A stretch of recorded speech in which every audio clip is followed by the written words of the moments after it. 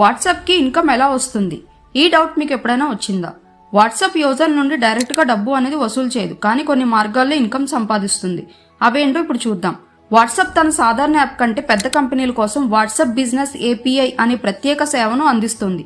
దీని ద్వారా బ్యాంకులు, ఈ కామర్స్ కంపెనీలు, ఫుడ్ డెలివరీ సర్వీసులు వంటి పెద్ద సంస్థలు తమ కస్టమర్లకు పర్సనలైజ్డ్ మెసేజ్లు, నోటిఫికేషన్లు పంపించడానికి ఈ ఏపీఐను ఉపయోగిస్తున్నాయి. కంపెనీలు ఒక మెసేజ్ పంపినందుకు వాట్సాప్కు డబ్బు చెల్లించాలి. ఈ మెసేజ్ రేట్ అనేది దేశం బట్టి, సేవలు బట్టి మారుతుంది. ఫేస్బుక్ లేదా ఇన్స్టాగ్రామ్లో ఒక యాడ్ మీద క్లిక్ చేస్తే అది నేరుగా వాట్సాప్ చాట్కి తీసుకువెళ్లేలా ఉంటే దాన్ని క్లిక్ టు వాట్సాప్ యాడ్ అంటారు. ఈ యాడ్స్ కోసం వ్యాపారాలు మెటాకు డబ్బులు చెల్లిస్తాయి. వాట్సాప్ నేరుగా కాకపోయినా ఇది ఒక ఆదాయ మార్గం. వాట్సాప్ కొత్తగా ఛానల్స్ అనే ఫీచర్ తీసుకొచ్చింది. దీనిని ఉపయోగించి బ్రాండ్స్, మీడియా సంస్థలు, సెలబ్రిటీలు వారి ఫాలోవర్స్కు అప్డేట్స్ ఇస్తారు. భవిష్యత్తులో దీని ద్వారా ప్రమోషన్స్, స్పాన్సర్డ్ కంటెంట్ ద్వారా ఆదాయం రావచ్చు. వాట్సాప్లో యాడ్స్ ఎందుకు లేవు? వాట్సాప్ వ్యవస్థాపకులు మొదట ఇచ్చిన హామీ ప్రకారం no ads, no games, no gimmicks. అందుకే ఇప్పటికీ యూజర్లకు యాడ్ ఫ్రీ అనుభవం అనేది కలుగుతుంది. ఈ వీడియో మీకు ఎలా అనిపించిందో కామెంట్ చేయండి.